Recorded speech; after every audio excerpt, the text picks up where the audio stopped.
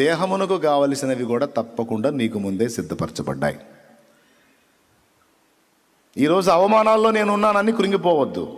ఇతరుల మీద డిపెండ్ అవ్వాల్సి వచ్చింది నేను అయ్యో అనుకోవద్దు. అనేక మంది నీ మీద డిపెండ్ అయ్యేటట్టు చేసే రోజు ఒక రోజు ఉంది. దేవుడు ఖచ్చితంగా చేస్తాడు. అనేక మంది నీ ద్వారా బ్రతికేటట్టు దేవుడు చేస్తాడు.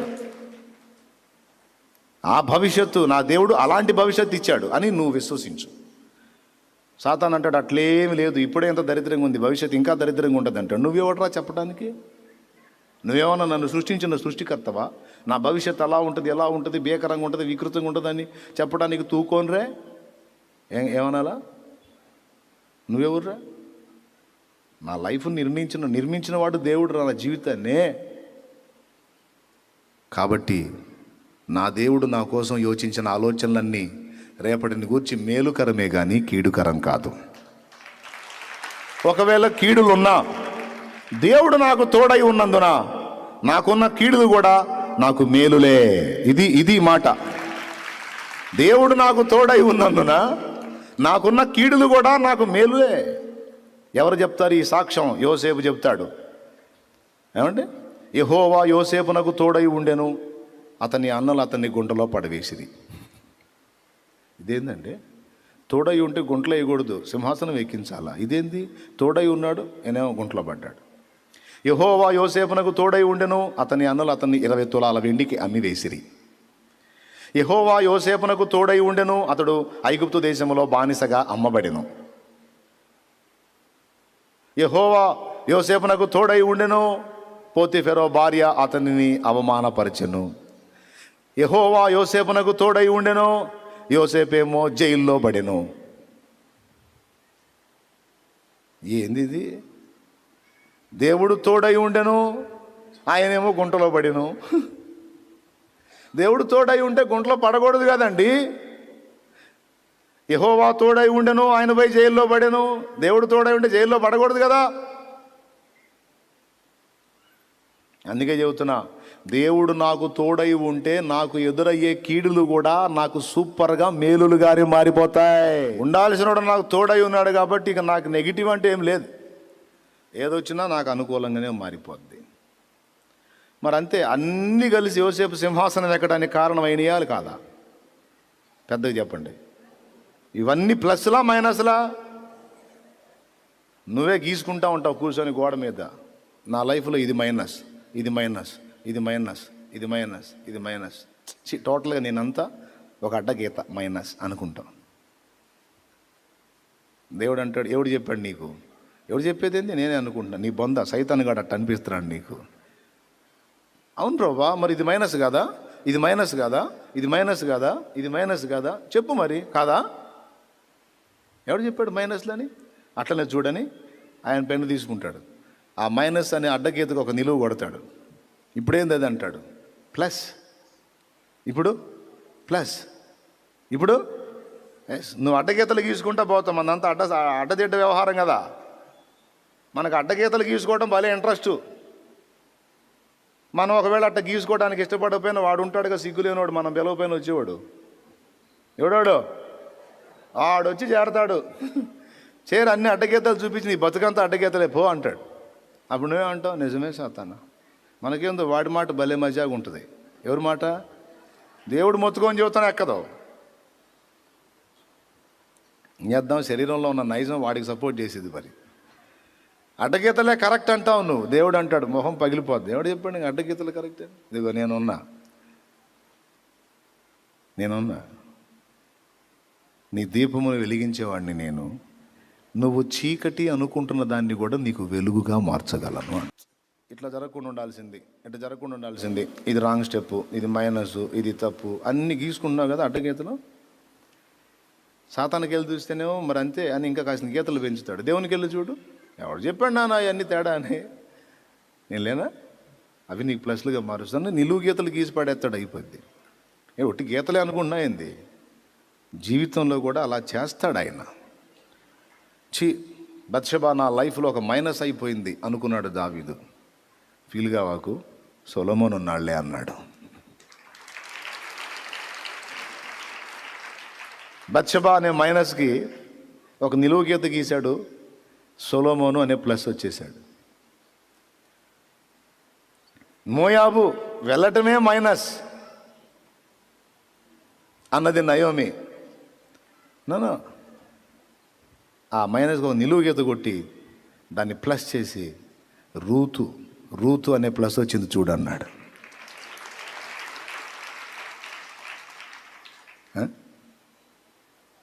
దెలీలా దగ్గరికి పోయిన ఆమె నమ్మటమే నా మైనస్ అన్నాడు శాంసన్.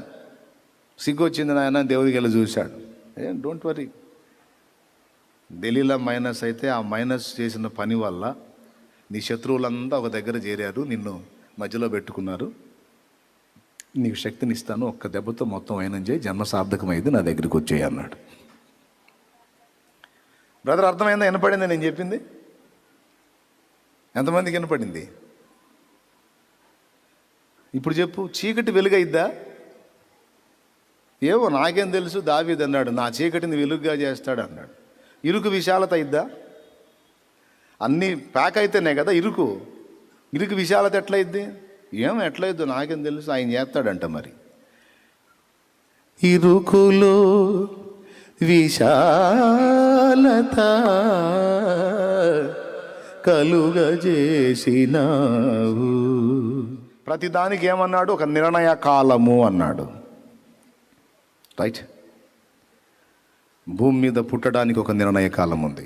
తర్వాత భూమి మీద మనం పొందగోరినటువంటి ఫలాలు, శరీరానికి కావాల్సిన ఫలాలు కానీ, ఆత్మ సంబంధమైన ఫలాలు కానీ, వాటిని మనం స్వతంత్రించుకోవడానికి టైం. సింపుల్గా మీకు ఆ రిఫరెన్స్ కూడా తెలుసు, నాకు తెలుసు, మీకు తెలుసు. ఆయన మళ్ళీ ఒకసారి గుర్తు చేస్తా. ఆదికాండం 18వ అధ్యాయం. అరే శారాతో చెబుతాడు కండి, మీదటికి ఈ కాలమున 14వ వచనం, యెహోవాకు అసాధ్యమైనది ఏదైనానున్నదా? మీదటికి ఈ కాలమున నిర్ణయ కాలమందు నీ యొద్దకు తిరిగి వచ్చేదను, అప్పుడు శారాకు కుమారుడు కలుగుననెను. ఈ మధ్యలో ఒక ప్రయత్నం చేసి ఇస్మాయిల్ని అన్నారు. ఆయన అది నీది కాదన్నాడు. దేవుడు నిర్ణయించింది నీ చేతికి వచ్చినప్పుడు అది మాత్రమే నీదైద్ది. మధ్యలో పిచ్చి ప్రయోగాలు చేసి సొంత ప్రయత్నాలు చేస్తే అన్నీ ఎడార్లు పాలవుతాయి. మరి ఇస్మాయిల్ నన్ను మధ్యలో జాయిన్ అయిన హాగర్ని ఇద్దరిని తీసుకెళ్ళి ఏడవదోలాల్సి వచ్చింది. దేవుడు నిర్ణయించింది ముందుకు వచ్చిన దాకా ఓపికతో కాచుకుంటే ఎప్పటికీ నీదైంది నీకు దొరికిద్ది. ఎవరు ఏ స్థితిలో ఉన్నారో ఇక్కడ నాకు తెలియదు, కానీ ఆత్మ అందించేటువంటి వాక్కు గైకోనండి. అది దేవుడు నీకు నిర్ణయించింది నీకు అందునట్లు కొద్దిగా నిరీక్షణ, ఓరిమి అవసరం. అది రేపే నీకు లభించవచ్చు, ఓ వారం పట్టవచ్చు, ఇంకా శ్రేష్టమైనది అయితే 1 సంవత్సరం కూడా పట్టవచ్చు. అయినా ఓరిమితో నిరీక్షించాల్సిందే. ఇప్పుడు నేను చెప్పా కదా, ఈ రోజు మొత్తం నిజంగా అవును ఏంది అసలు నేను ఆందోళన పడుతున్నాను, ఏంది సంవత్సరం అయితే మాత్రం ఏంది దేవుడు ఇస్తాడు అని ఈ పూటగా అనుకుంటావు. మళ్ళీ రేపు ఎప్పుడు కాలు ఇట్టిట్టే, మళ్ళీ ఇక రేపు నెత్తిన వేసుకుని ఏంటిది. దయచేసి ఆ దరిద్రాన్ని రానీకండి. ఈ అంశాన్ని గుర్తుపెట్టుకోండి. ఏమన్నాడు అబ్రహాముతో? అబ్రహామా, మీదటికి ఈ కాలమున నిర్ణయ కాలమున నేను నీ యొద్దకు మరలా వచ్చేదను, అప్పుడు శారాకు కుమారుడు కలుగుననెను. అక్కడ ఏమన్నాడంటే మీదటికి ఈ కాలమున నిర్ణయ కాలమున. అంటే అబ్రహాముకి కొడుకుని ఎప్పుడు ఇవ్వాలో దేవుడు ఒక టైంను డిసైడ్ చేశాడు. ఆ టైంలోనే ఆ కొడుకు పుడతాడు. నువ్వు అనవసరంగా హడావుడి చేస్తే వేస్ట్ సరుకు తయారయ్యిద్ది, అది తలనొప్పి అయ్యిద్ది. అనవసరంగా ఆవేశపడవాకు. అది అర్థమైందా? అనవసరంగా ఆవేశపడద్దు. దేవునికి మహిమ. హల్లెలూయా. ప్రశాంతంగా ఉండు. నీకెళ్ళే చూస్తున్నానయ్యా, నువ్వు కార్యం చేస్తాడు ఆయన. దేవునికి మహిమ. మూడోది ఏంటి?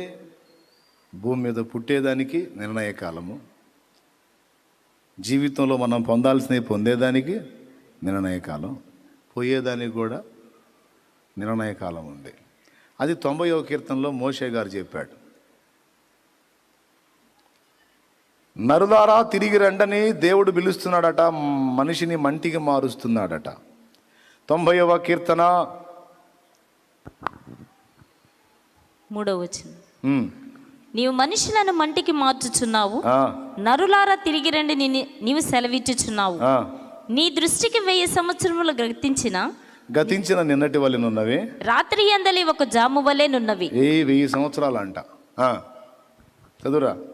వరద చేతనైనట్టు నీవు వారిని పారగొట్టు వేయగా వారు నిద్రింతురు, ప్రొద్దున వారు పచ్చగడ్డి వల్ల చిగురింతురు. ప్రొద్దున అది మొలచి చిగురించును, సాయంకాలం అది కోయబడి వాడబారును. నీ కోపం వల్ల మేము క్షీణించుచున్నాము, నీ ఉగ్రతను బట్టి దిగులు పడుచున్నాము.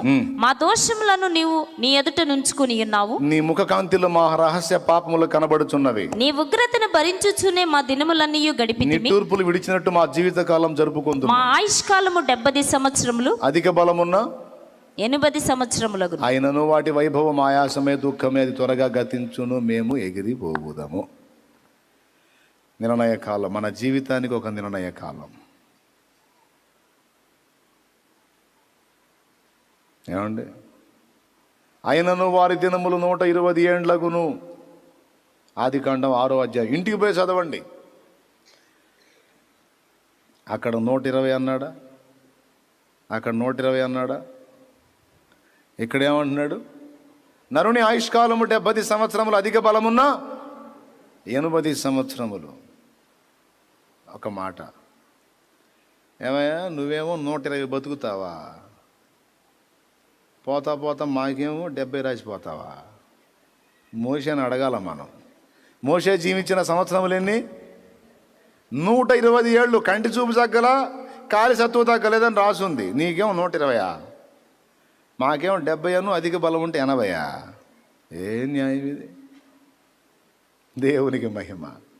హల్లెలూయా. కానీ మీకు ఒక వింతైన విషయం తెలుసా? మోషే రాసింది కరెక్టే.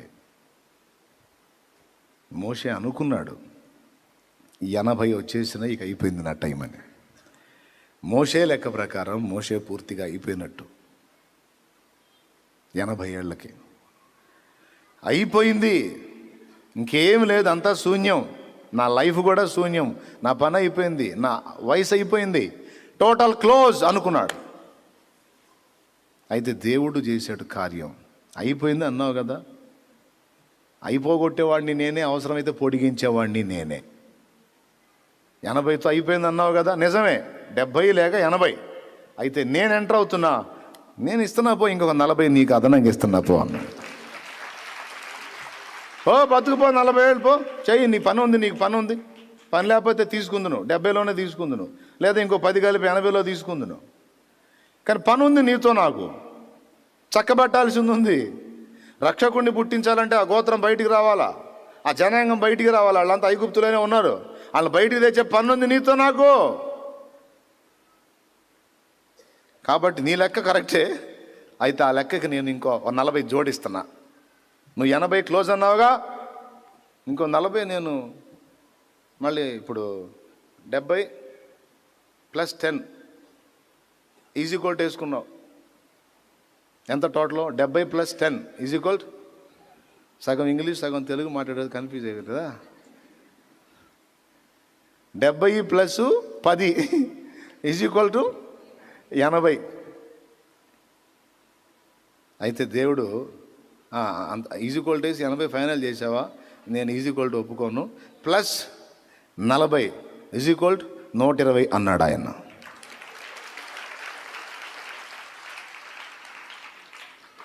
అంతే కదా. ఆయన వేసుకుంది ఏంది?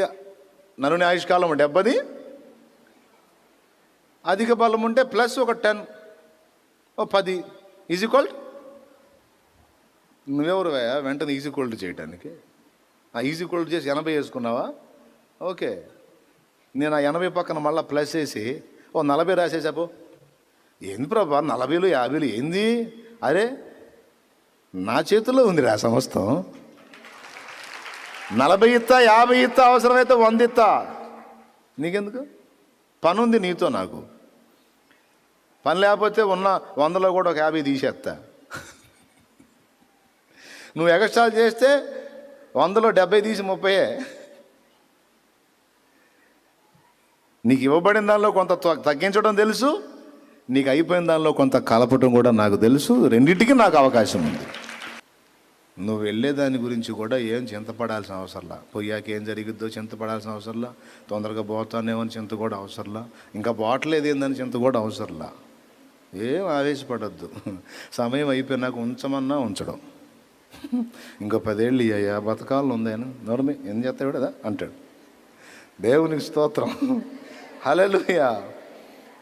ఏమి నీకు ఆయన సమయం ముగించినంత వరకు ఏ కంపెనీ జబ్బు వచ్చినా నువ్వు బావు. నేను చెబుతున్నా కదా, నీకు ఆయన టైము ముగించినంత వరకు ఏ కంపెనీ జబ్బు వచ్చినా వచ్చింది అట్టు ఉంటుంది, కానీ నీకేం కాదు. ప్రభా నాకేం కానప్పుడు చాలా కాలం బతకడానికి అవకాశం ఇచ్చినప్పుడు ఈ జబ్బు కూడా తీసేయచ్చు కంటే అది తీసాను, అది తీసేస్తే నువ్వు మాటను, నా కృప నీకు చాలు, అది ఉండాలి అంతే అంటాడు ఆయన. లేదా ఆయన చిత్తమై నువ్వు అనుకున్న షేపులోకి వచ్చినట్లయితే అవసరం లేదనుకుంటే తీసేస్తాడు కూడా, తీసేస్తాడు. చాలామంది జీవితాల్లో కార్యాలు చేశాడు. మరి పెద్ద పెద్ద రిపోర్ట్లు మారిపోయినాయి. కంపెనీ జబ్బులు నార్మల్ రిపోర్ట్స్ వచ్చినాయి. మరి స్తోత్రం. సమస్తము ఆయనకు సాధ్యం. అయితే అన్నీ నిర్ణయకాల వశం.